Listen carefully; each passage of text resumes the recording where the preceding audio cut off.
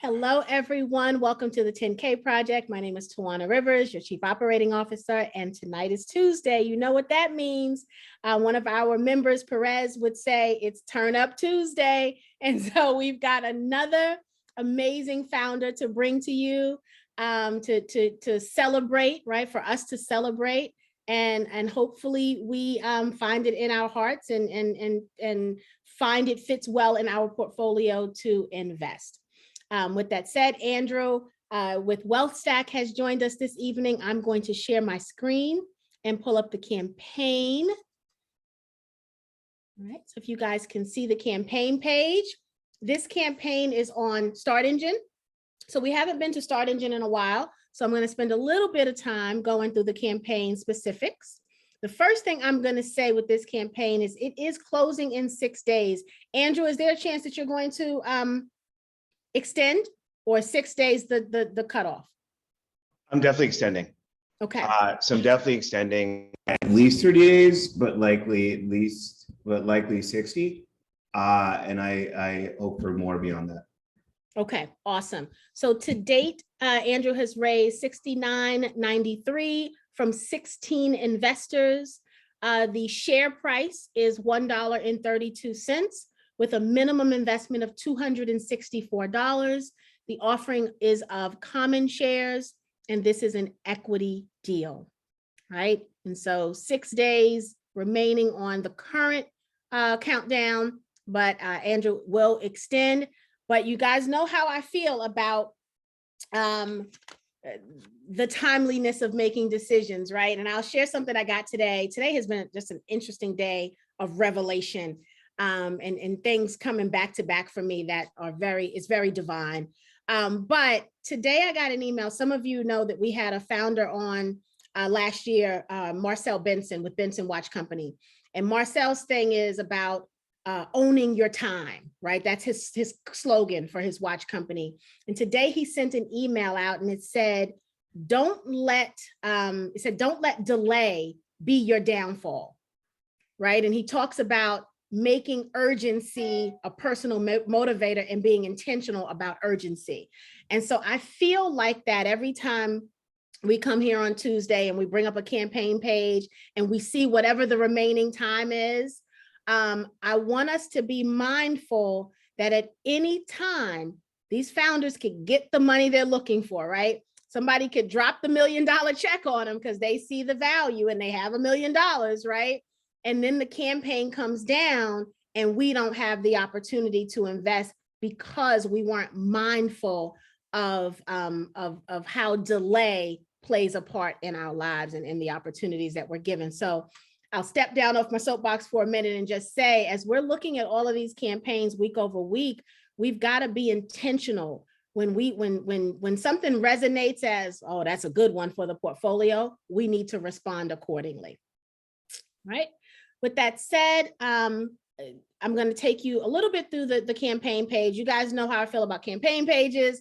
Read them in its entirety. Right? The founders spend a lot of time making sure you have all of the information you need to understand what they're doing and to believe in the fact that they can get you to the finish line with the company's goals and meet your expectation of an ROI, right? And so the only way to know that outside of intimate moments like this here at the 10K Project is to read this campaign page from beginning to end.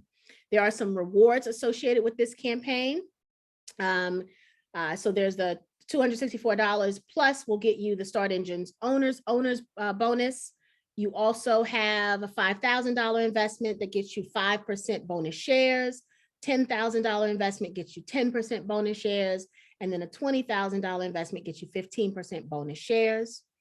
All right, we've got information about the team.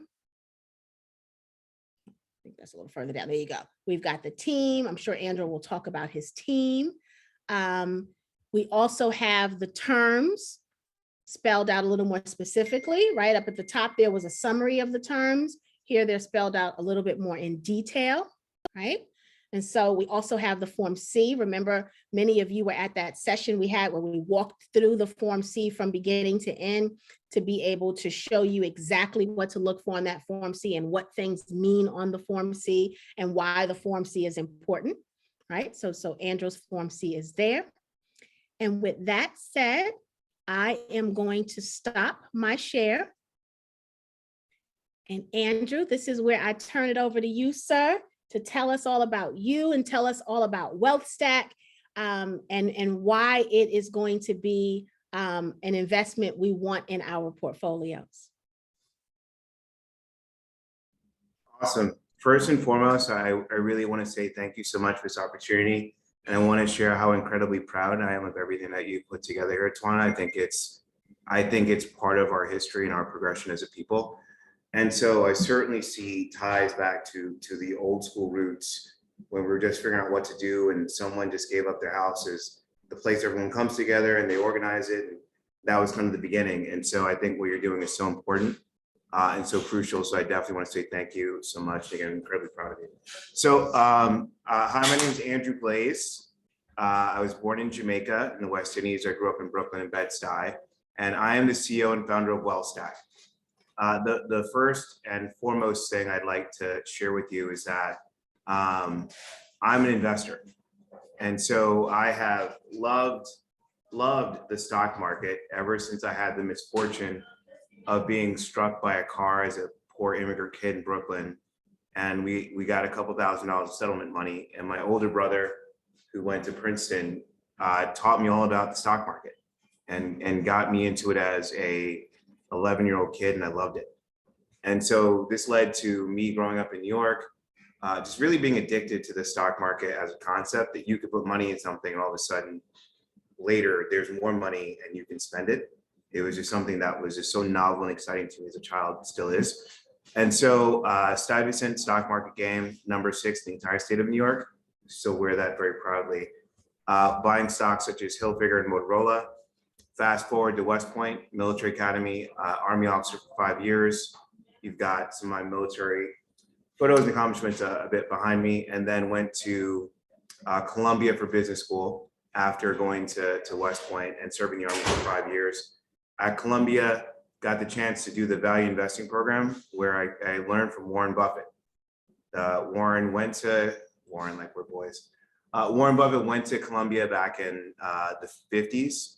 And he taught there as well. And really, there's been a shrine set up to him. And so every year, Columbia picks 36 that are best and brightest in classes of 12. Each section of 12 is trained by someone running $1 billion, who's a successful portfolio manager. And you also get to spend time with Warren Buffett, a number of great investors. I learned so much, and I have a passion for giving it back. And so that passion has shown up with me teaching the church about how to invest. That passion showing up with me teaching anyone that would listen, whether they're poor or rich, what stocks they should be buying. And I built a platform that really takes all of that and that delivers it as a digital solution. And so it's been a long 18 months putting this together, and a little over $1.2 million spent. $750,000 of that was mine personally, as I put into it. Now, a bit about my background, I started a hedge fund after serving as investment banker at Merrill Lynch, and grew that fund to a little over $30 million from a start of around 8 million, mostly with appreciation, though with some backing. And so I know how hard it is to raise money, especially from the old white people who have most of it, like I know well. And so this time around, I just said, you know what, I'm not spending a year of my life trying to convince an old white man that my pedigree deserves money. I have money. I'll just spend it, do it, generate revenue. And based on my background, I have the ability to finance it with debt and leverage. And so I go, I'll put my own dough up. And then as it gets bigger and I have revenue, I can borrow from that revenue base and finance my business that way. And so there I was, went about it. I did Start Engine as an afterthought. To be honest with you, I just figured it's good to do it. And then connecting with Tawana, I said that this is so cool. If I'm going to pick who's going to, I've had the opportunity to make old rich white men rich, but what if I could do it for us? I understand the potential upside, though I want to be clear, there's downside too. I understand the potential upside that is inherent to what I'm creating. And I go, this would be good for a lot of people. And I'd much rather bring people that have skin that looks like mine with me, sort of think through this. So here's our investor presentation. We'll take you through this and a little bit of a demo of the software that we built. And so we're all veterans. As mentioned, I went to West Point. The co-founders also went to West Point. And so we're all veterans, went to Columbia Business School and USC for the most part. And we have a strong passion for helping others. And so here's the leadership team, myself, Caleb, who's running operations, and Justin White, who worked at SoFi for a number of years and was formerly Marine. So Justin was Marine, Caleb went to West Point with me. We've actually been friends since 1998. We were roommates together as lieutenants at Fort Hood, Texas, 21 years ago. And we've been close ever since. Here's the overall situation. We saw a tremendous need in a nationwide increase in mandatory retirement savings. What does that mean? So Cal Savers, California is leading the charge. And as of now, and I hope you don't mind if we make it a bit interactive. As of now,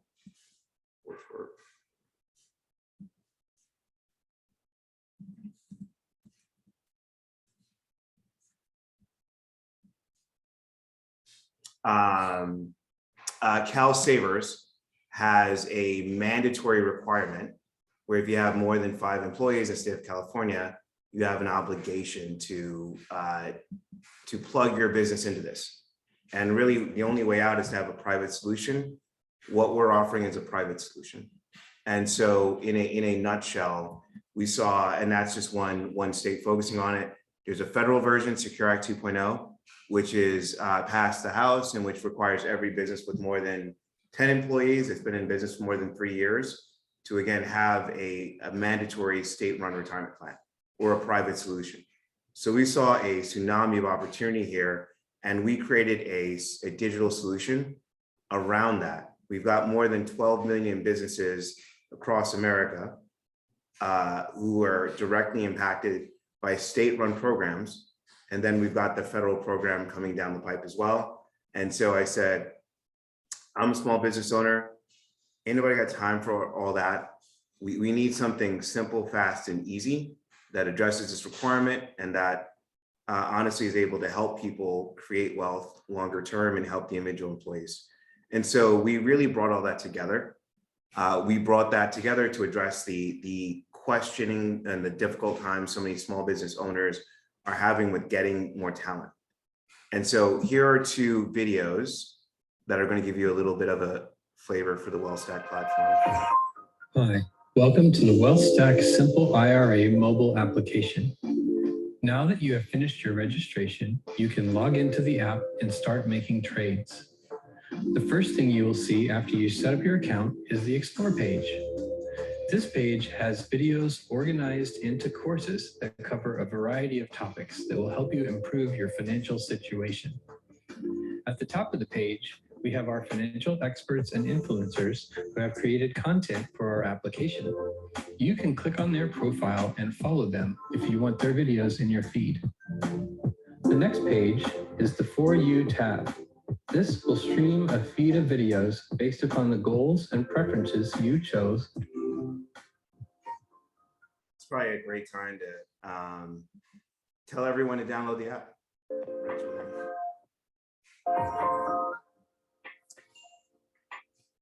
Hi, And this is now the server that controls the mobile app. We took a look at the way retirement solutions are often configured today. And we said we need to make this really easy for the business owner. But frankly, we have a strong passion for helping the employees as well. And so we really looked at adding value to both parts of that scenario and built out a web server that facilitates the administration of the IRA and allows the business owner to get it set up in less than 8 minutes. This video shows you how quick and easy it is to get signed up and offer a simple IRA to your employees through the WellStack platform. The thing you'll do to log in is into your email and password. Next, you'll fill in your company profile information and save your profile. Then, you'll tell us whether or not you're currently or have in the past offered a retirement benefit, and whether or not you have union employees, and if you wish to include them in your program. Then you'll tell us which payroll provider or method of tracking your deductions you use for your company. Then you'll tell us how many payroll schedules you have. If you have multiple payroll schedules, you'll have to choose a frequency of payment for each payroll schedule. Next, you'll review this plan and make sure everything's correct. Check the acknowledge box and click done. The next step is to enter your employee's payroll information. First, you'll add or edit a row. Go in, click on the individual boxes and enter the information. Click confirm. Then you set up your recurring billing. If you got a code from your accountant, enter it here and connect payment. Once you've connected your payment, you're going to review all of your plan details, sign and confirm. And that's it. Welcome to WellStack. So there's a couple more slides, so I really do want to leave as much time as possible for questions and answers. And so, let's see.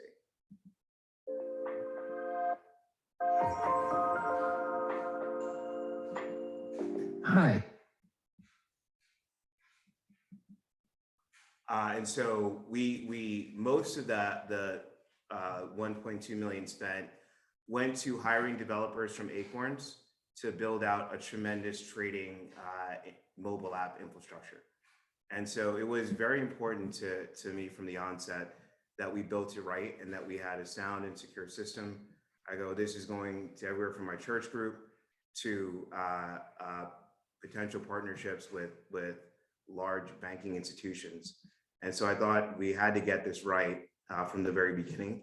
And we overspent on getting the development really right and creating a sound, robust solution. Now that's great because we've created a phenomenal product and people really like it. And so we find that incredibly exciting. So as we think about this, and I'll give you a little bit of the rationale of what brought us here. I'm a hedge fund guy and I spent my entire life figuring out what stocks are worth, what they're going to be worth in the future. Most of my current net worth I made from buying a home in Brooklyn in 2007 and then selling that home in 2016. The appreciation of the property went up 100%. And given the levered nature of real estate, was able to get a greater than 8x return. I used a meaningful chunk of that to buy PayPal at $36 in 2016 and levered it up. It peaked at 300, though I did sell most of mine at 150.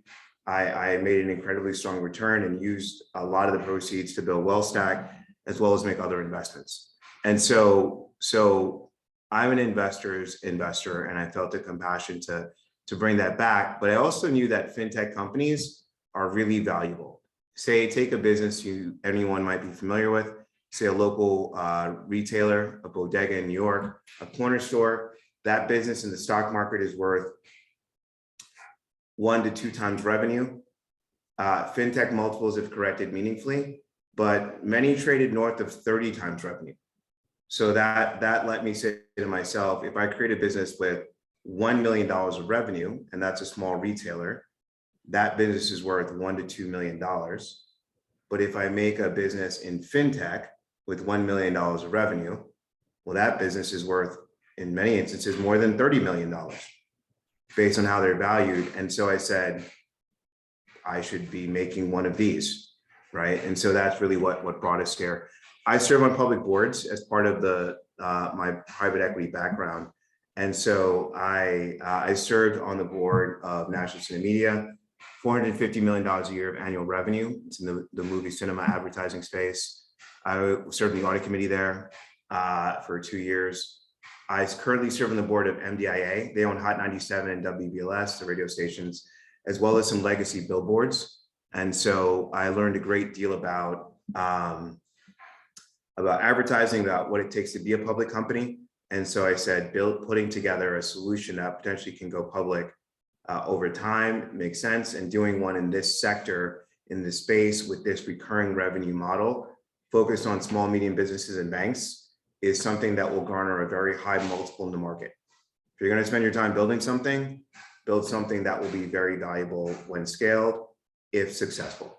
That's how I thought about it. And so we've spent most of the time talking about our digital solution.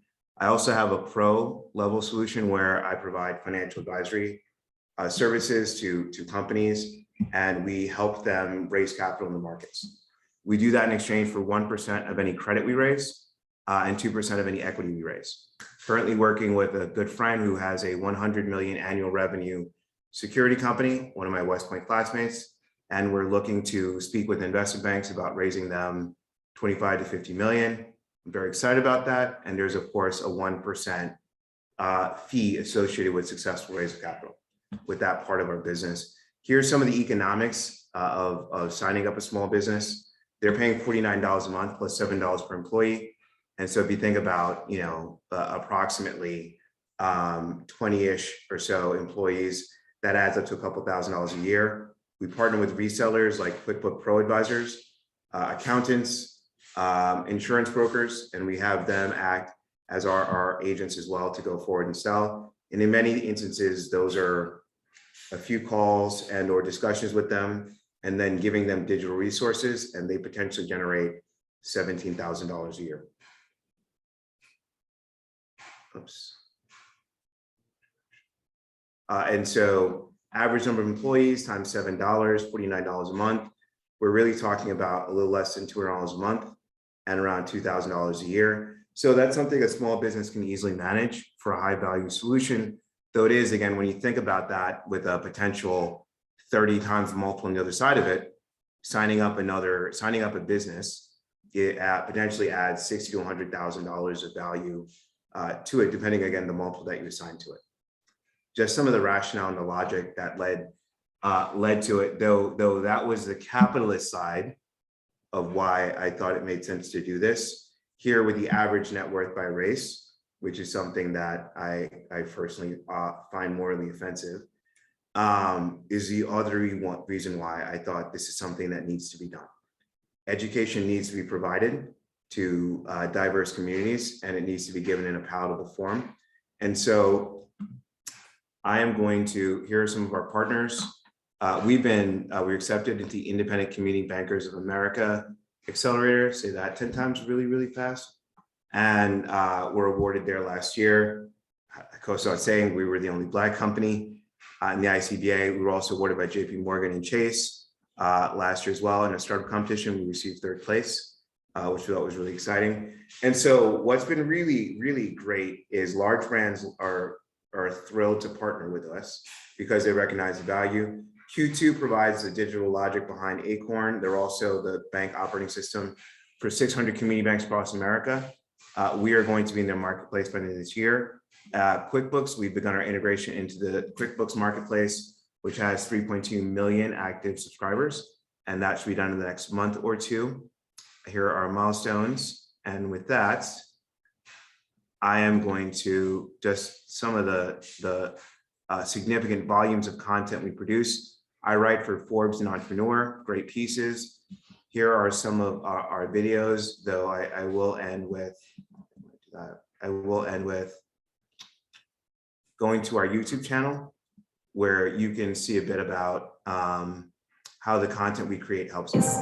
According to a study published in 2020. This is one of the 100 videos that we have on the WealthStack app that are the users, the employees of our clients are able to use, enjoy, and engage with at their own time and learn at their own pace. Did you know that women hold 2/3 of the nation's student loan debt? If you've had to work extra hard to fund your college expenses, then this is for you.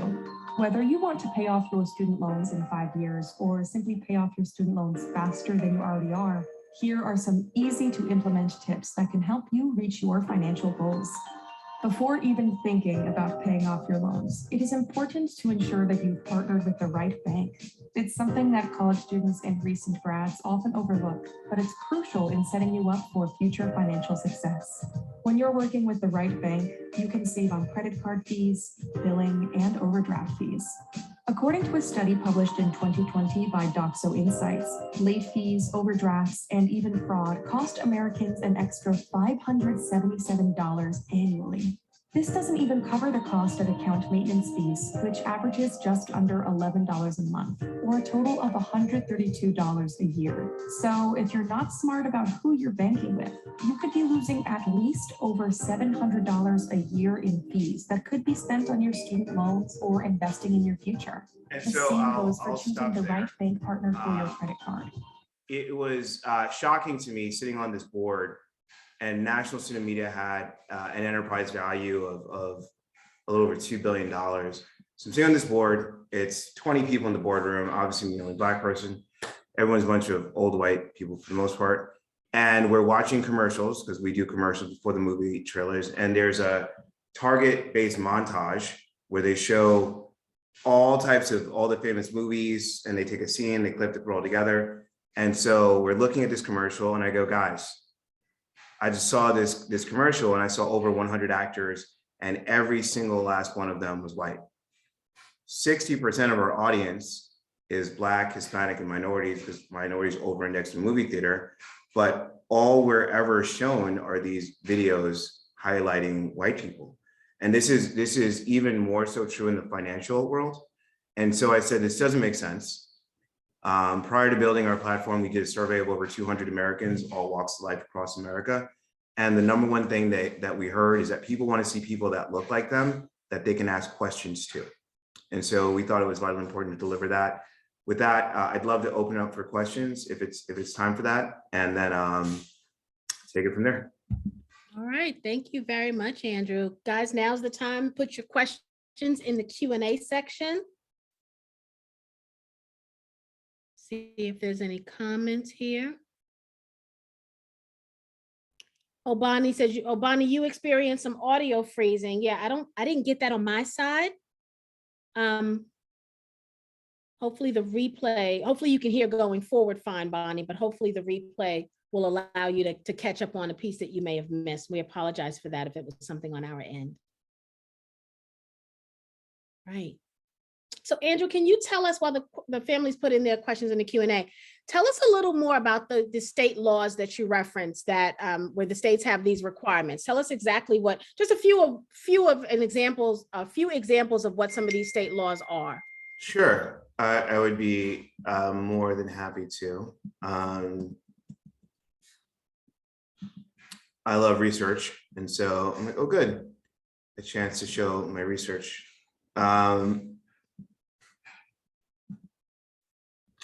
This is a report that I put together with all of the different websites and all the different programs. So here is the treasurer.ca.gov, the CalSaver site, where they spell out in detail that here are the deadlines where you have to register CalSavers or have a private solution, or you are open to up to $750 in fines per employee. So they phased it in, and we're at 5 or more employees now. Now we're here. There's 4 million businesses in California. Over the last month or so, I've been hearing people that are aware of it, but until last month or so, those 4 million businesses, for the most part, most didn't know they had to do this. And so now they're scrambling. California's collecting fines. That's California. Of course, they're the hardest charger. Illinois is right there as well. So you got some Illinois. Secure Choice is their plan. And so these represent, and it's the same well-intentioned, though it's the government, so of course they won't actually do it right, theme of Americans are not retiring, and you've got older Americans leaving the workforce with no money at all. And that's creating an incredibly difficult environment. And so what the state governments are looking to do is to push responsibility for this onto, here's Massachusetts, onto the business owner. And their intentions are good, So the business owner now needs to connect their business to the state-run plans. This is Mass. They need to connect to their state-run plans. But if you're a business owner, you probably don't want to connect to the government anymore, because you know what that means. It's the government. Nothing good is going to come from this. And so again, we just thought having a really easy, simple solution that any business owner anywhere, from a small bodega owner to one making millions and millions of dollars of revenue a year, could have this set up in a few minutes, made all the sense in the world. And at the same time, it allows us to get high quality educational content in front of the people that need it. So we're doing like 5 birds, 1 stone, is how we think about it. So I can certainly keep going, picking some government websites to delve into this a bit more, or I could see what other questions we have here. Yeah, let's look at some of the other questions. I wanted the community to see what what some of the where some of the potential is for making money, right, from this, right? I mean, these are mandates that these state businesses or these businesses have to adhere to. And so I wanted them to be able to just see that and dive in a little deeper. We've got a couple of questions here. Sure. Wade says, can you list at least 3 small business decision points and highlight at least one advantage for each of those decision points that WealthStack presents over its current competitor market? So let's keep this question up so that we can break that apart. Sure. I say that our primary competition is CalSavers. That's what I think about as our primary competition. And so as you go through the decision points, that first bear in my mind is, do I need to get a retirement solution, is the first one. And I would say that yes, you do. Though I talk to plenty of business owners and they go, they won't get me. And so, yeah, but you do. And that might work for a little bit, but they will get you in a couple of years. That's a guarantee. And then you'll have to do it anyway, sort of thing. The second decision point that needs to be made is, which solution am I going to use? So do I need to do it? Which solution do I need to use? And then am I going to get the most basic version, or am I going to try to accomplish a few birds or knock out a few birds with 1 stone and look at what level of service I want to provide? So do I need to do this or not? Or am I going to do this or not? What level of service am I going to end up providing, and kind of what is the quality around that there? I'd say that in regards to WealthStack, do I need to do this? Yes, you do. So that one that box is checked. Whether it's us or something else, I honestly would strongly encourage you have it. Just like I would encourage you to have workers' compensation insurance, even though I don't sell it, like you should have it. Otherwise you're not doing yourself any favors. And so I'd rather see you get the government one than have nothing, because if you have nothing, they'll come get you. You know what I'm saying? And so us versus the solution, we cost more versus other solutions that are in the market. You can do CalSavers for an administrative cost and like close to very little out of pocket, but you have the government deeper in your business and you really have barely checked the box. We really are the number one item we're hearing from business owners is that it's very hard to hire now. It's really hard to hire. Everyone basically just lost out on a great candidate because they didn't have the right benefits. And that candidate, it's a tough market. And if you don't have the right benefits, they're out. And so we're here to keep those candidates in the room and get them to say yes to you. And so you pay for hours, though you end up with a much happier workforce. People love the education and people love the content. I am going to pull up the App Store page so everyone can see it. And so here you can see you don't have the investment features. That's only going to the businesses that pay us, but you can see the app. And that has honestly been the consistently most rewarding part of this, is that people love our content. And most of our our user base is really diverse. And so our number one user, his name is Malik. He's outside of Philly. He's watched 100 videos. That's cool, right? So we're 37% Black, 28% white, 11% Hispanic, with a large chunk of veterans. And I got to be honest, that's a pool I'm very happy to serve, right? Sort of thing. And so I may have gone off topic. Let's get back to the next question. Very good. Elizabeth said, if your courses are on YouTube, why would anyone pay monthly? So explain the YouTube content versus content that's in the app, and who sees what, and what it's for and who it's for. Sure. Think of it as a in similar to a freemium model. So we wanted to get our content speaks for us. People love our content.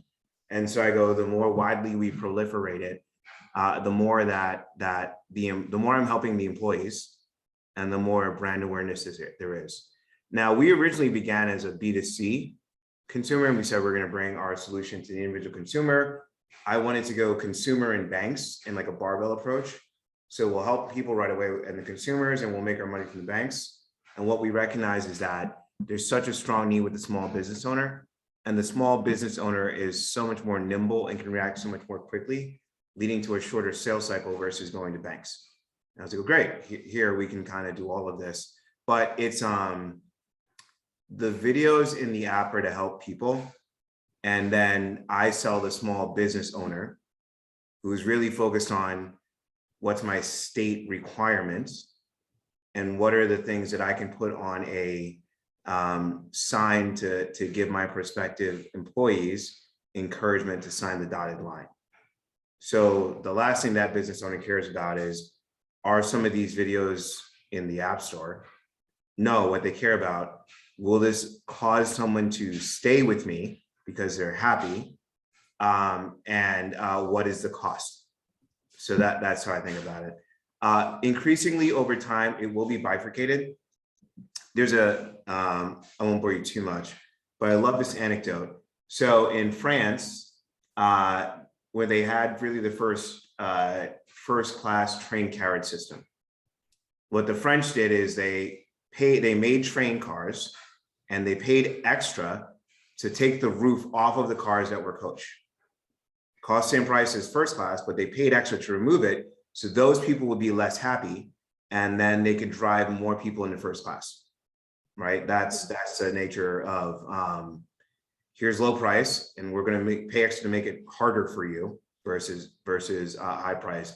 So I think over time, increasingly, there will be a larger disparity between paid from small businesses versus individual who can get the content. But I like helping people with the content that's there. But the real value and the real money comes from the business owner who's thinking about regulatory and attracting talent. We're also adding corporate discounts and discount travel, because that's the number one piece of feedback we got from employees. They say they want. I go, that's what you want, that's what we'll give you. So now you're going to be able to get discount travels like a Costco card, as well as corporate discounts as well too, as long as you stay with your boss in your job. Very good. So as an HR professional, I see the value in this, the regulatory piece alone, right? If this is going to keep employers compliant, this is something that employers will want.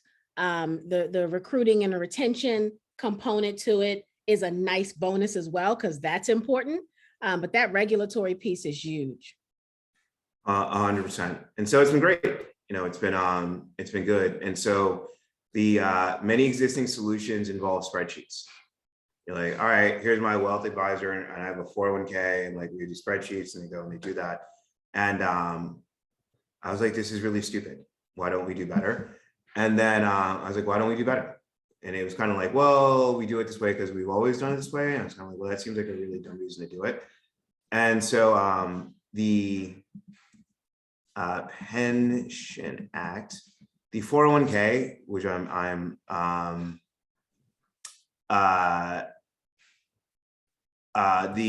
401k, which was the direct result of a 1974 law that passed through the House is an antiquated, horrible in many ways structure of a vehicle that many small businesses are still using. And so, you know, there are so many challenges that come with the 401k, really because of ERISA. And so ERISA, you know, again, they meant well, they like really did. But when they originally came out with the 401k and ERISA to oversee it, there are just some crazy things. I'll leave you with one example. One small business owner with 12 employees I know did his own 401k, and his heart was in the right place. He didn't have everything set up right, but he screwed it up. And ERISA came down and they gave him a real light slap on the wrist. It could have been a lot worse. It was only an $18,000 fine. And like the craziest ERISA story, they just came down on Northwestern Mutual.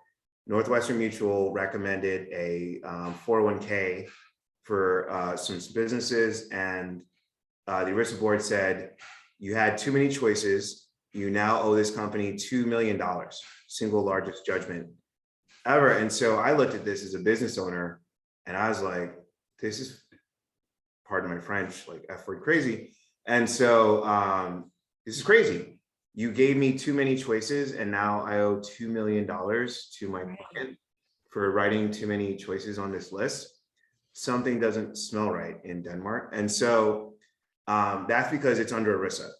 The simple IRA, which is the heart of our solution, is regulated by the IRS. And like, we're like happy to see the IRS. We're actually really happy to see them here. And so because there's next to no regulations around this, or there's no regulatory requirement around this relative to a 401k. The simple IRA, which is by design, the savings incentive match plan for employers to be really easy, is only for companies with less than 100 employees. And in exchange for that restriction, you don't need to file anything when you create it. 401k, that's why it costs several $1,000s. You need an administrator, books and records, all types of crazy stuff. You got to have all these people monitoring it for all these different requirements. None of that is there in the simple IRA. And so we were able to make a much easier, much lower overhead solution that really, frankly, it's shocking. No one did it before, but it's kind of like the typewriter. Why do our typewriters say QWERTY? Because back in 1920, if it made sense, it would go too fast and they would break. And so everyone has just used the same system. We're doing something new and better. Very good. Thank you for that, Andrew. Next question from Charles. Charles says, does the app automatically invest the money or does it give suggestions to guide you where to invest? Also, what are your thoughts on Amazon now that the stock has split? Charles, are you trying to get a stock investment tip? I love it. It's a man after my own heart. Love this That community. is, I mean, that is a man directly after my own heart. So I'm a stock junkie, and it's unrepentant, and it's full on, right, sort of thing. And so, you know, stock junkies recognize stock junkies. I'm going to direct you to our app. I'm going to instruct you to download it, and then when you download it, under stock ideas as a chapter, you will see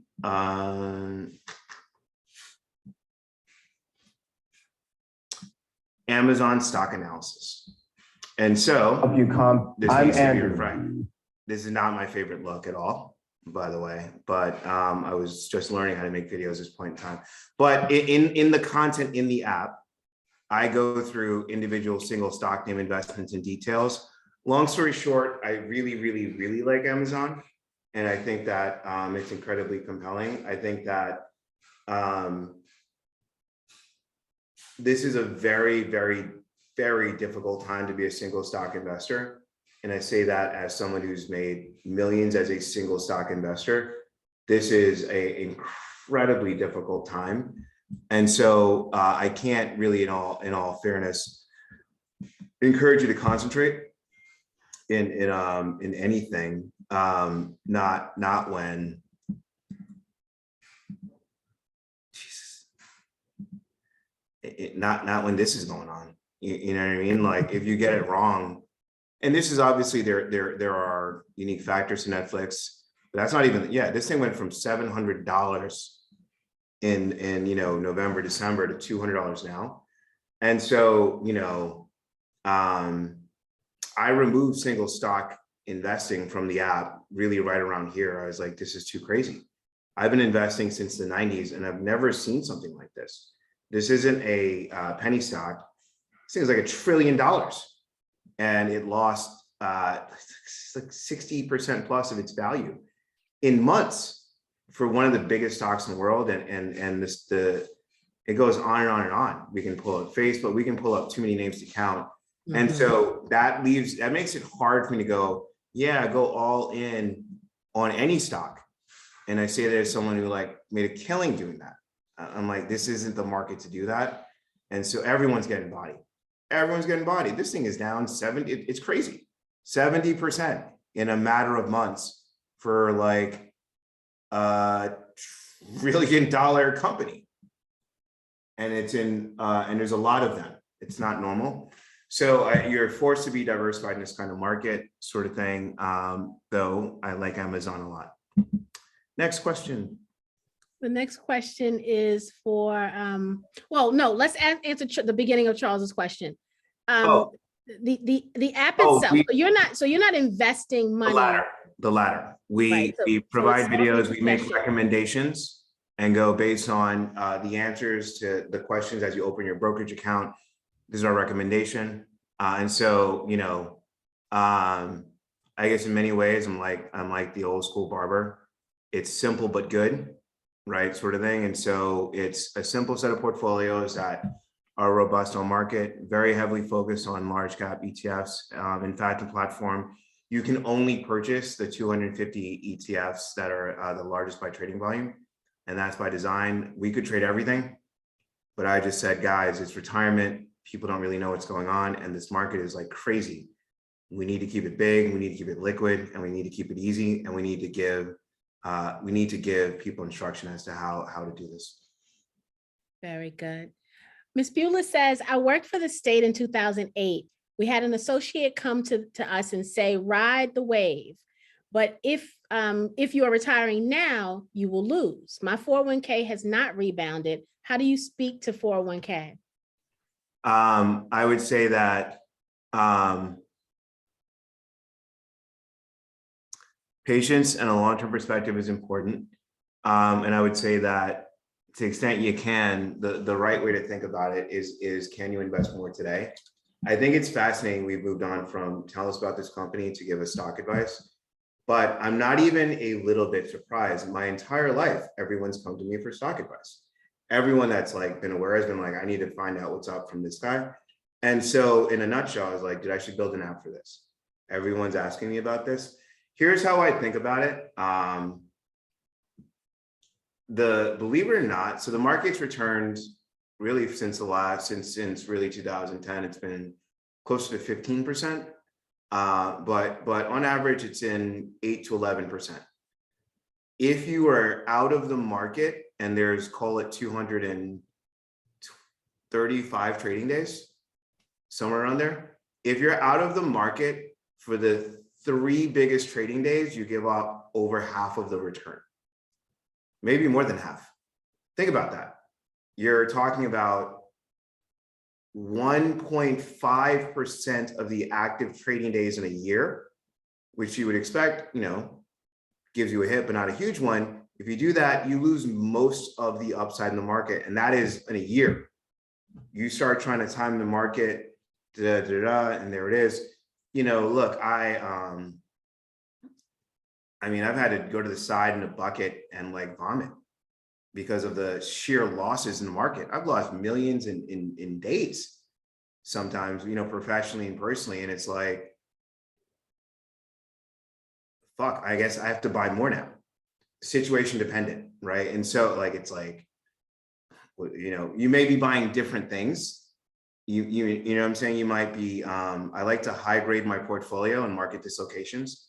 And what does that mean? That means that, we all have the really good companies, Disney, the great ones. And then we got that stock tip that we got from our friend or whatever, and we got into, and they didn't find the cure for COVID or something, and now it's languishing. And once it gets ugly, that one's out. And I use that money, whatever's left of it, to buy more of the very best one.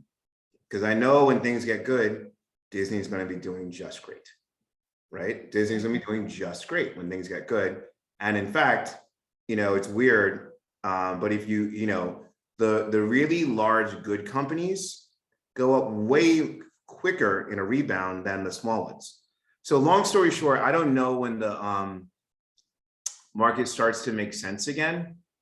I do know that, or I do feel very, very confident that 2 years, and 2 years is a short time if you're impatient, but it's actually not if you're an investment horizon. I would be very, very, very, very, very shocked if you're lower 2 years from now. And in fact, you could be higher a year from now, or sooner. The market's random. And so the longer your time horizon, as you think about it, the easier it is to be right. Because here's what I don't want you to do. I don't want you to decide, okay, I'm out now. And then when this thing rips, it's gonna rip. You know what I mean? And like, it's gonna be up 30, 40% in a few weeks. And you're like, damn. Right. Now, but it just went up 11%. It's too much. Right. Now you're buying back in 20% higher than today because you couldn't deal with what was going on, and that's not going to kill you, but that's not helping you. It sure is helping you. So dollar cost averaging, I need to learn to summarize my answers. Dollar cost averaging, which means buying consistently month over month, is definitely the approach to take. And so if hindsight is 20/20, but next time the market goes crazy, that's when you got to get yourself to slow down. Next time the market is going up more than, like 15-ish% a year, that's when you slow down and you make all your money. All the rich people buy their money now. The richest people 4 years from now or next year are buying like crazy now. Right now, right. They are. They're doing it big now, and in the next year, you're going to see people and they're like, yeah, I had a couple million in 2021. Now I got 500 million because I bought it. That would have been good to know before we all got slaughtered here. That would have been nice to know, but it still holds true. You're better off holding what you got and looking to buy on weakness. Very good. So Andrew, I've got a question. Tell us the exit plan for WealthStack. Sure. So I have to be, so as mentioned, I serve on public boards. I know there's a lot of rules around this. So I have to say that this is all purely hypothetical. And there is a very significant, and I'd even say likely chance that the course of action I'm describing does not come to pass. This is not automatic. This is not the most likely course of events. It's the course of events, however, that gets me to work 20 hours a day thinking about it, because I do serve on public boards. And so I know what it takes to go public. I know, and I worked at a private equity firm where all we did was take things public and private, and I did it for other people's money. And they paid me a little bit, nowhere near what I was generating, and here we are. And so I do know that we've got the ability to go public, right around, I'll call it a few thousand users. That's the right way to think about it. Okay. And so here's my logic on that. The right revenue, the market looks 1 year forward. And so they're going to want to see a minimum market cap of, call it $300 to $400 million. And it becomes, what's the multiple? It's carnage now, it's chaos. Last November, the multiple was like 50. Now it's a lot lower, but there's a multiple of revenue. And so in my mind, I go 30 times 10 million is 300. I'm in the minor leagues, which is not the best place to be in the market. You want some size, but I can now, through my long-standing relationships I've had forever, go public. That means the shares that an individual owns today through Start Engine can convert to publicly traded shares and you have stock. But you invested today at a $12 million valuation, and the valuation we go public is a multiple of that. And there is your return, and you have shares in your hand. So again, this is actually not even the typical path. This isn't how people do it. But, you know, the typical unicorn is a 29-year-old white guy that people are throwing money at who has no idea what's going on. I do know what's going on. And so, and I'm doing it using my relationships, my connections where I have expertise. And so I'm like, fuck, I can take us public at around 10-ish million of revenue. And again, people look at the year forward. So, you know, the number is probably 5-ish million, 1,000, thousands, a million. If you get nothing else from talking to me, you get to know that math number in your head. And so we're making about $2,000 per small business, 1,000, thousands, a million. So call it 2,000 is right around 4 or 5 million. Right around there, we can start thinking about and starting the exercise, which typically takes as much as a year of going public. And so that's how I think about it. Now, I also expect the VC community is also a potential channel. Though, you know, it's kind of like the way they communicate with Black investors, the rate, they're not like, go away, you're racist. It's the opposite. Every VC out there is like, we love Black people, we love Black people, we love Black people. And I'm like, I looked in your portfolio and we're still at less than 1% Black person and voted. And Trayvon Martin's still like, we're coming on 3 years. Like, what are you talking about? You've had a full fund cycle where you've gone on stage across America 15 times talking about the need for Black people, but you have not invested any money in Black people. No one else thinks this is crazy. Why are you talking about it so much? None of you are doing any of it. It's literally insane. And so things I talk about, I do. I don't talk about things I don't do, not for 3 years. So I expect, so they don't go away, you're Black. What they go is, you need traction. If you're white, an idea, and no background, you don't need traction. You have an idea. But if you're Black and doesn't matter your pedigree, you need traction. Come back when you have $500,000 of revenue, then we'll back you. And I do think it's true. I do think that, to answer your question, how will you get paid? I do think that I can go back to them and I can say, hey, I got $1 million of revenue now, and they'll find a reason to give me a cheaper multiple than the white people, but they will give me a multiple. And they'll like, give me that, and people can cash out that way. That's one option. So that's option one. And then, of course, I'm a private equity deal guy. I love deals. I'm a deal guy. It's like one of my favorite things to do is put deals together. And so we've got deals as a means of also exiting. We can sell. I got an investment banker teaser for some portfolio of assets, and dude was like, I think we're making, there might have been like a couple $1 million of revenue, and he's like, we're worth a couple $100 million. Yes, so we can go and sell as part of the private market and look at doing a private sale as well to a tech company that wants to buy us. We're having really good conversations with a large major investment bank, though it's incredibly preliminary. And I also don't want to say anything that is too inflationary or what have you, but we have great software. And so we're having good conversations with larger banks, and we think that a bank could buy us. So those are the 3 ways that we get paid. I own 84% of this company. And so I'm focused on the money a lot too. And we're all working on it together. Wonderful. Thank you for that. Stephanie, and as Stephanie's one of our founders, an amazing company called Crown Hut. Stephanie says, why is now time to invest in startups with the economy in the shape it's in?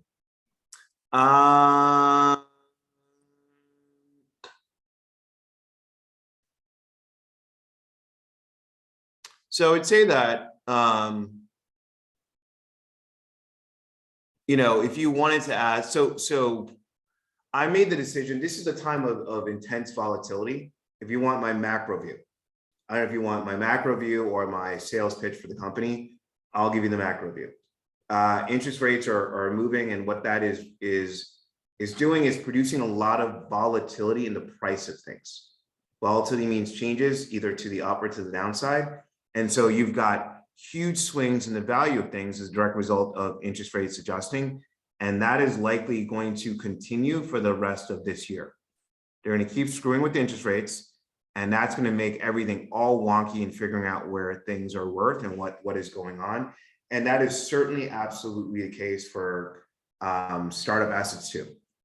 So that's certainly the case that startup assets, public equity, there's just gonna be a lot of volatility in returns. I will tell you there's a reason why I'm doing this versus anything else. And that is because this is an operating business that no matter what goes on with interest rates, markets, multiples, yada, yada, yada, will be generating more revenue in the future than it is today. So certainly we're taking a bet. What is the multiple going to be on this business in a few years when I'm looking to exit? And what is the range? Could it be really low? Could it be really high? But of one thing I'm extremely confident is that we will be generating way more revenue in a few years than we are today. And so there is more value creation there.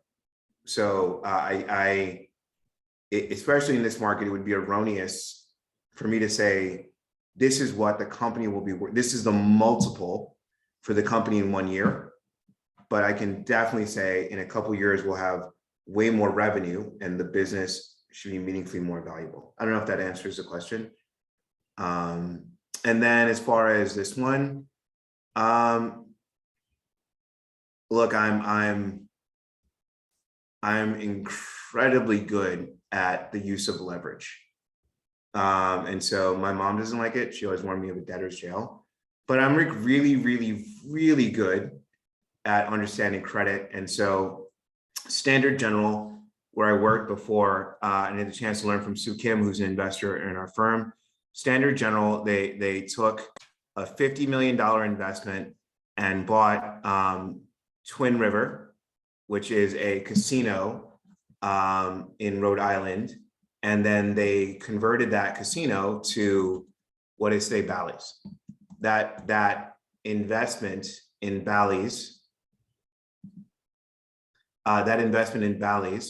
allowed them to take $50 million and buy 50%, 51% of a company that today has an enterprise value of approximately $4 billion. And so I learned a lot about how you can use leverage and debt in order to create additional value.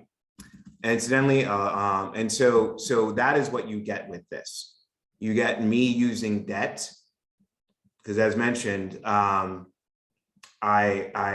would love to get investment from everyone here, but I don't plan on it, frankly, to be honest with you. And so I plan on funding it myself further until it's generating revenue enough to just borrow and use debt to fund it from there.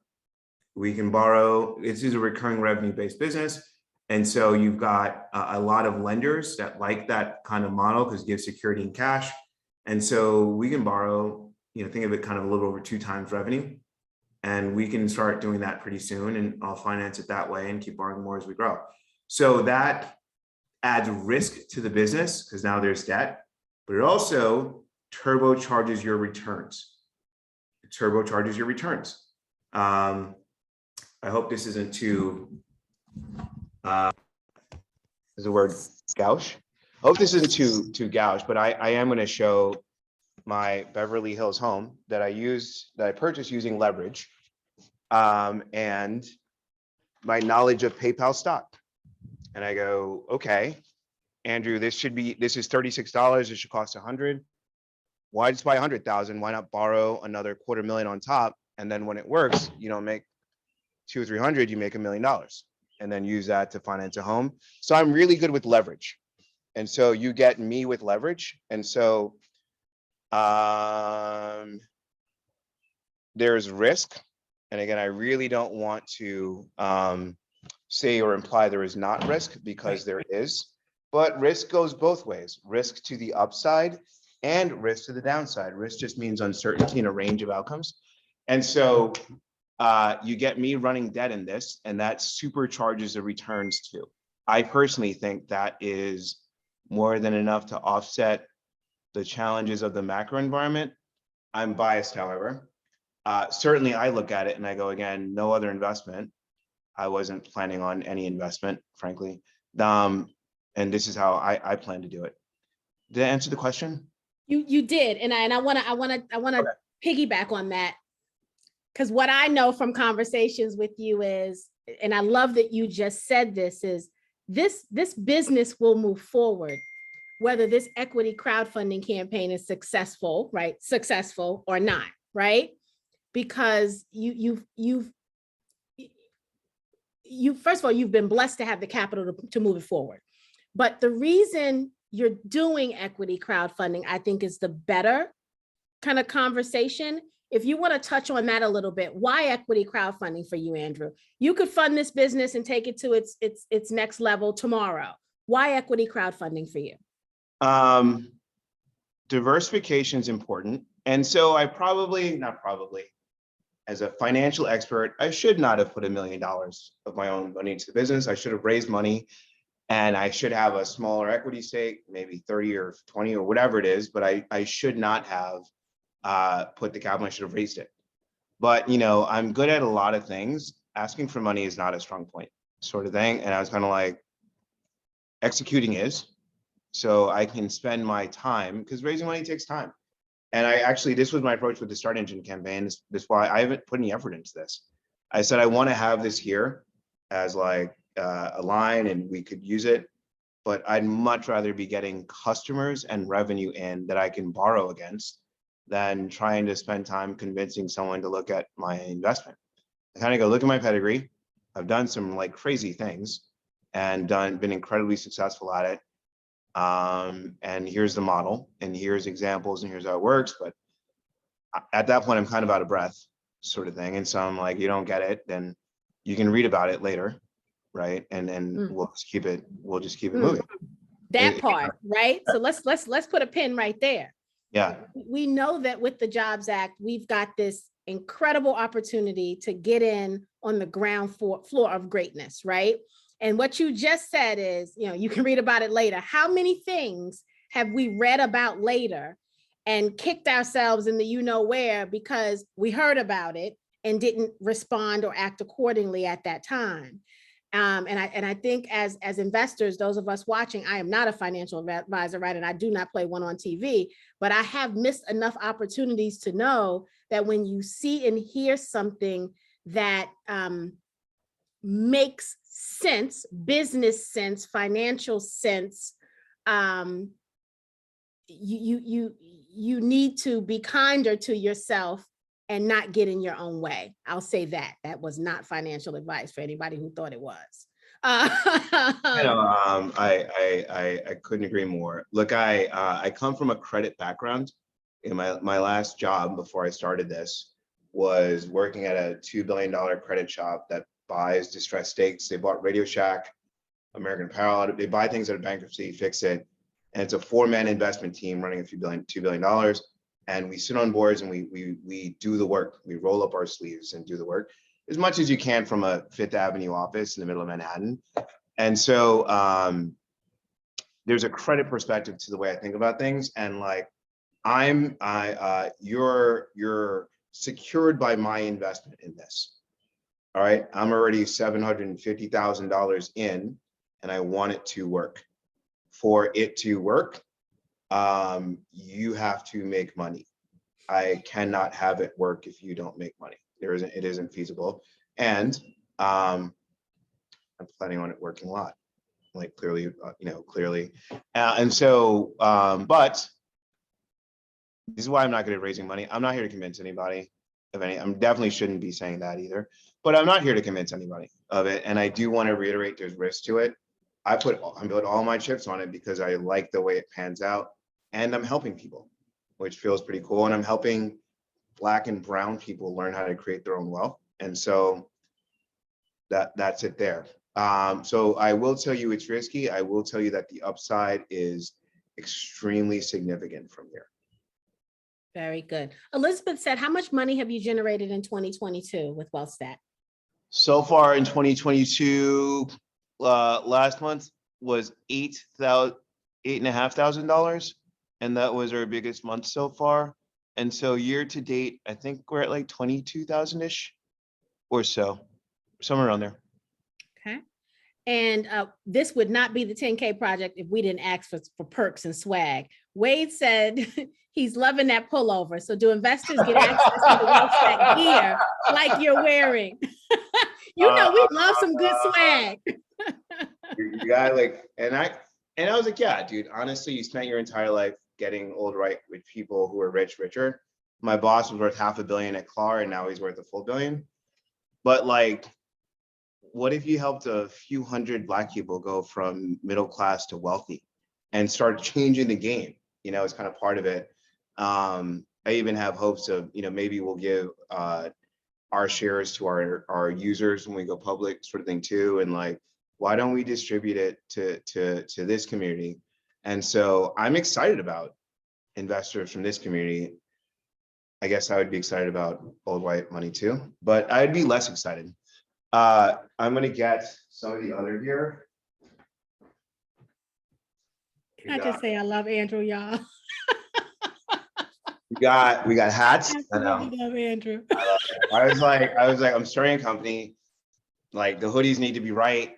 You know, we gotta have our gear up in here. We gotta have, you know, matching sets. And so certainly, but like I hoard them too. I made like, You need to add the I gear to hoard the them. perks. You I need to hoard go them, yeah. back on the campaign page and add some of the gear to the perks. I We got- like gear. I got like 22 of them in like a drawer just waiting for me. And I'm like, this is my uniform, like Dr. Dre back in the day. I'll just wear this every day. Oh, But yes, we do have them built, and I will pry them out of my private collection and send them to you. nice. So Michael says, are fintech startups taking a valuation hit in the venture capital and equities market? They absolutely are, and it is. I mean, the term is I'm saying it wrong. Schadenfreude, where you're laughing at others' disaster. It's chaos, but the truth is, no white person was ever going to give us money anyway. So I wasn't part of that whole, you know, circle game. I remember this is very off topic, but I remember reading about a startup that was an HR startup focused on diversity, and they just raised $100 million, and they're solving the diversity problem. And it's two white people who are solving diversity for America. And of course, TechCrunch is sure to mention that one of them was in jail, which is like actually insulting, and has a cousin who has Black children. And so it's like, but this is solving the diversity issues of America. And like, this is the problem. This is the problem. And so, yeah, it's crazy out there, but I was never invited to that party anyway. So, you know, I was having to walk. Everyone's driving on by, but I'm just walking and I'm just getting it done. And now their car broke down and they're complaining about how are we going to do? I guess I'm laughing as I walk on by, right? Sort of thing is a way to think about it. But I would say that valuations absolutely have come down. I would say that, look, this isn't going to be a quick turnaround. This interest rate thing is going to really impact us a lot over the next year. And that means that valuations are going to remain in flux. I'm not going to tell you that fintech valuations are going to rebound by the end of the year. That's not what I'm going to say.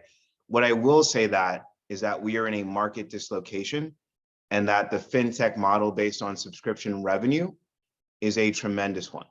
And ultimately, that is really what is going to matter. In the short term, the market is a really it's a confidence machine. It weighs confidence. In the long term, it's a weighing machine, right? And so in the short term, it's a popularity contest. In the long term, it's a weighing machine. And so ultimately, the recurring revenue and in many instances, high free cash flow generation that are two of the attributes of fintechs, that's what led to the high multiples. And that is what will lead to them having higher multiples in the future. So again, I won't say they're going back to where they were. I am going to say that the fintech multiples will be higher than regular technology, finance, and other market companies once the dislocation's over. if, as I think about it, oh, I get to show this. This one hurt like a punch to the gut so bad. It was so bad because, I'm so clever. And, I got all this access to all this great research. And I look in Bloomberg and I see in Bloomberg that I can see monthly performance. And what I see is that in the months of January and February, Amazon over the last 6 years has averaged right around 30%. Meaning if you bought Amazon December 31st and you sold it March 1, for the last 6 years, you made 30% a year each of those years. And the rest of the year, you might make a couple percent, it might be a wash. But January is when the Christmas, December numbers come out and people put money in the market and like you kill it. So there I was, and it was, and I did exactly that for January, and Amazon ripped coming out. I'm talking about this dip. I was here from like here to here, and I was so happy. And then it went down and I was crushed. I sold here. I literally did. I actually sold here. And then I watched it go from, split adjusted 90 to I watched it triple in like a couple of months. And I was like, I was nauseous. I was like, I had so much exposure. I was levered long, and I killed it. I made all this dough. I was so proud of myself. It got ugly. I got out and it fucking rocketed. This is what happens to quality businesses when the dislocation is over. They all go down like this. When the market's going down, correlations go to 1, everything goes down together. When everyone calms down, they're like, wait a minute, I got gold, platinum, and copper on the same level. And all of a sudden everyone buys the platinum and it explodes. So, long story short, fintech is in the doghouse, everything's crazy.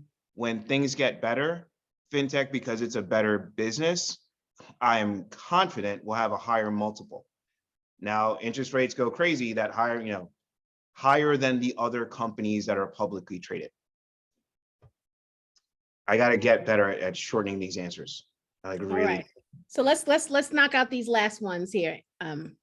Anonymous says, good evening, Andrew, my 10K family. Andrew, as I understand, the regulation requirement in litigation now basically creates a new segment, as we know that many will flock to capitalize on the opportunity. What unique channels or niches or other will WealthStack use to reach the large number of small guys in business and secure their confidence? Well, you can tell from my hat to the back, I'm from the streets, right? Sort of thing. And so where I'm using the full array of relationships and contacts I have that go all the way from at the top part, Q2, and I'll share Q2 Marketplace. And so again, these guys are the bank software provider for 600 community banks across America, and they are going to resell our software. You see where it says Autobooks, they're going to replace that with WealthStack, and they are going to resell our software out of the goodness of their heart because they're getting a cut. They're getting a cut, right? And so they're getting a portion. And so now this company, who is working with banks all over the country, is going to be pushing our product. So this is the highest end, though I won't disclose the other banks we're looking at other partnership models with, but we are looking at it with several and having good dialogue. So it's very preliminary. This one is ready to sign the contract. It's on me. I've been too busy to sign the contract. And so ready to disclose.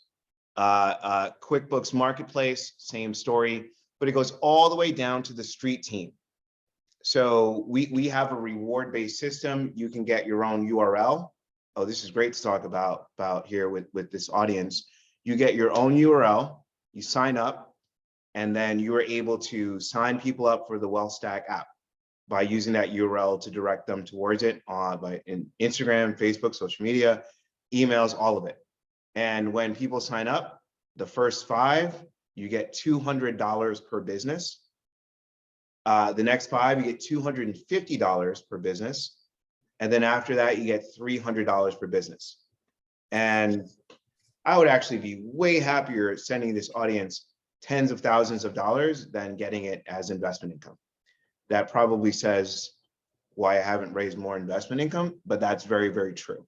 So we're going all the way from Q2, QuickBooks, a number of other large banking partners to help get the word out, all the way down to QuickBook Pro advisors. We've got several thousand QuickBook Pro advisors in our HubSpot. We're actively engaging and communicating with them. We've got tremendous marketing resources that I don't have time to bore everyone with, but maybe a little bit. And so we use these marketing resources to stand out in the crowd, and to allow us to effectively engage with our constituent partners. So, here are some of the landing pages that we're using, where we're now directing our accountants that we're looking to partner with to get the WealthStack Guide to Small Business Retirement. And look, I'm a nerd, and so this stuff is like legit. And we've got strong accountants who are really excited about reading our content. And it's dense, rich, and in many ways beautiful. Here's our 20-page guide that we give out for free, one of the many guides that we give out for free to our different constituencies and audiences to help them and use educational content to teach them. And so what are we doing that's different? We're delivering a lot of educational content. We're bundling a lot of additional services. There are education platforms, there are IRA platforms, there are corporate discount platforms, and there are employee engagement platforms. There are not, and there is no other example that's for. We haven't talked about advertising yet, but I think there's an incredibly rich advertising opportunity to allow us to generate additional revenue while actually helping our customers as well and their employees. And so what we're doing here is truly unique, honestly, because I'm difficult and have to do things the way I think is right, versus do the existing kind of status quo. So really for us, it's the videos. Again, here we saw a few of them on the landing page, but here they are together, and it's a lot. It's the blogs. Here's a portion of them. We've got 150.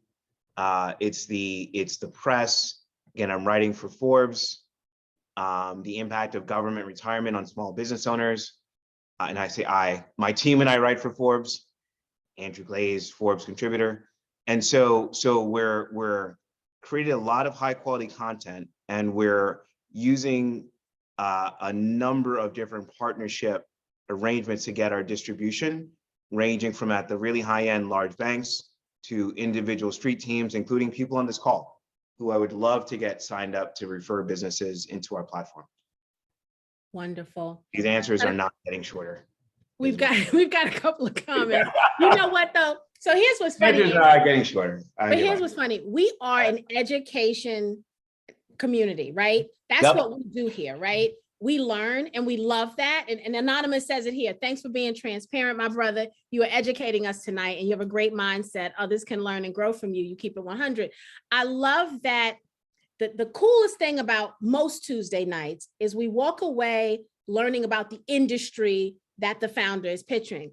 Tonight was different in that you have dropped some really, really interesting gems on us. And so I want us all, everybody here and everybody watching the replay, we need to rewatch this and make sure we're getting everything that Andrew has dropped on us, because there was a lot this evening. And yeah, there was great information about WealthStack proper, but you did something magical here tonight. And I don't even know that you did that. But you helped, but I believe you helped shift some mindsets tonight, right? And you showed us as a founder, not only are you capable, right, but you showed us as a founder the confidence and the drive. And I don't think you did that deliberately. You just showed up, right? You just brought Andrew to the table, but you showed us what we needed to see in a founder who can execute, right? And that's what tonight is about. That's what Tuesday nights are about, is to bring us innovative ideas by Black founders who can make it happen, right? We don't need founders here to just have great ideas and they're not sure of themselves. That does not fit nicely in a portfolio. But you did something different here tonight. And so I want all of us to rewatch it. You'll get the recording. You'll get it in the morning. If not this evening, if Cherie is still up. And you'll see it in the newsletter, right? The replay will be there for anyone who couldn't join us live. I believe that tonight was exactly what it was supposed to be. Long answers and all, Andrew. I think every long answer was meant to be because we got something out of it.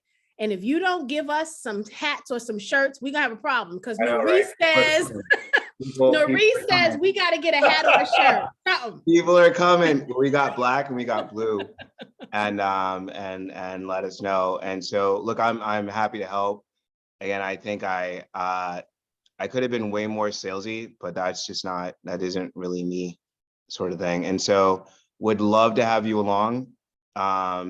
It'll be volatile, but I think to the upside, to be clear, as much as I can say without offering it. But let's go. So we know what we need to do here at 10K, right? So here's our call to action, right? We end every session with a call to action. First, I need you to share this campaign link. We've put it in the chat throughout the evening. Share it. If you lose it, this campaign is on Start Engine. You can easily search WealthStack if you lose our custom link. But the bottom line is this opportunity needs to be shared with everyone you know. So put it on your social, tell your friends, right? Andrew did say that the campaign would be extended beyond the current 6-day deadline. But I'm gonna tell you, I'm a terrible gambler. I would act within the 6 days. Anything could happen. Andrew could get a call tomorrow and anything could happen and he gets his maximum made. I would respond in the 6 days that the current campaign says you have, but that's just me, right? I want you obviously to do your due diligence. I always tell you that I am not a financial advisor. I am not telling you to invest in any of these deals. 10K Project simply brings two parties together that need to meet. And then you guys decide how you want to date afterwards, right? But share the campaign is my plea to you, because Andrew and other founders like him need us to spread the word, right? They need us to share this campaign, their campaign links with everyone that we know that would be able to benefit from this. With that Sure, said, go I'll ahead, add Andrew. on one other, and so would be thrilled and love to have you as an investor. If that doesn't work out, I'd love to get the knowledge that's on our channel out to as many Black and brown folks as we can. So even if the investment doesn't make sense to you, I think it'd be great if you check out the app, again, which is free, and you can see the video content. And also if you go to the YouTube channel and, share it with your church group. And so,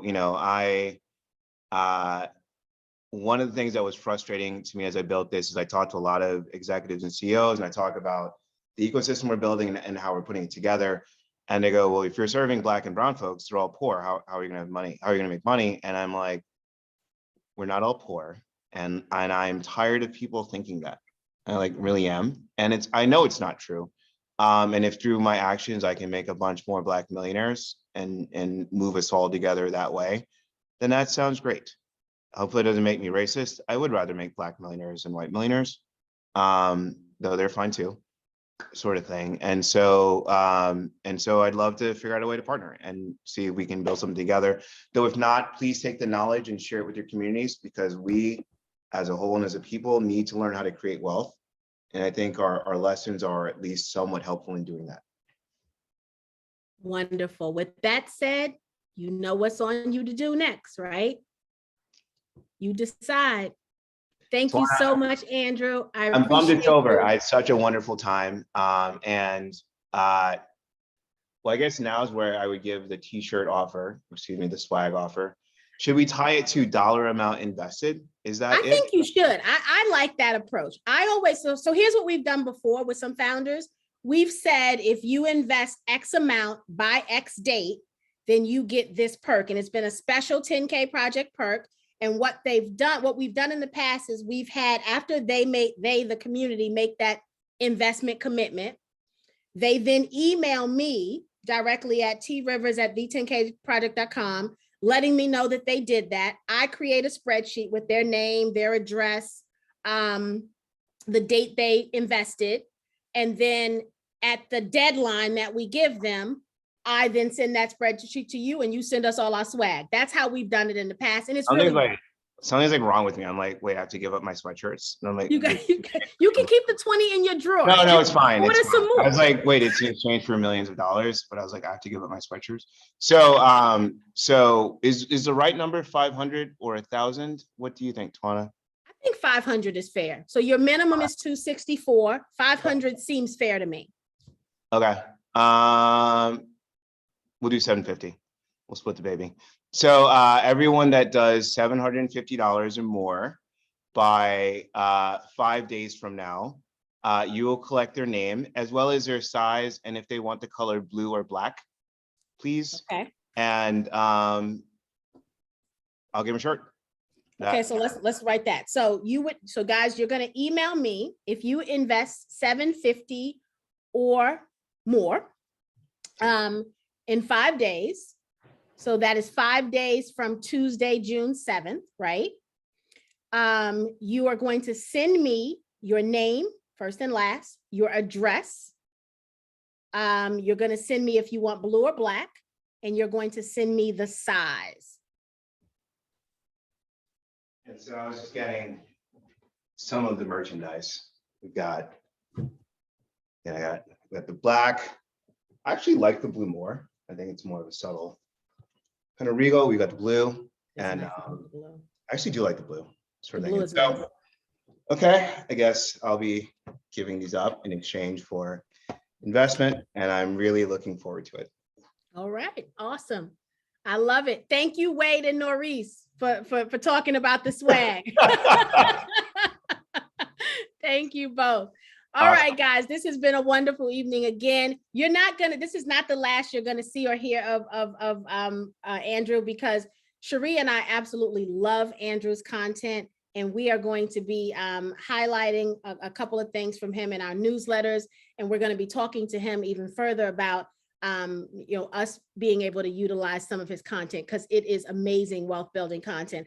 Unlike the one gentleman who has watched all 100 videos, which I am looking forward to doing, I've only watched a couple, but they are very, very beneficial, and this community deserves to have access to that too. So we're gonna figure out what we can do so that you can have access to it. Just even if it's a matter of us putting it in the newsletter, adding the content or adding a link to the content in our newsletter as well. So Yeah, we love what you're doing, Andrew. Oh yeah, happy to help. And then lastly, feel free to collect questions. And I like helping people and giving financial insight. If you have any questions that are kind of follow up from this, I'm happy to answer those, and you can send them back to people too. So awesome. And for everybody in my business buying, all of us who do the business buying, Andrew's a private equity guy, so I'm gonna bend that ear. yeah, that's what we're here for. And Yes. so I hopefully I don't intrude too much, but I'm happy to come back in whatever format makes sense. Wonderful. Thank you so very much. Have a wonderful evening. And Andrew, you and I will talk soon. Awesome. Keep doing this great work. I appreciate it. See you guys next week. Bye. Good night.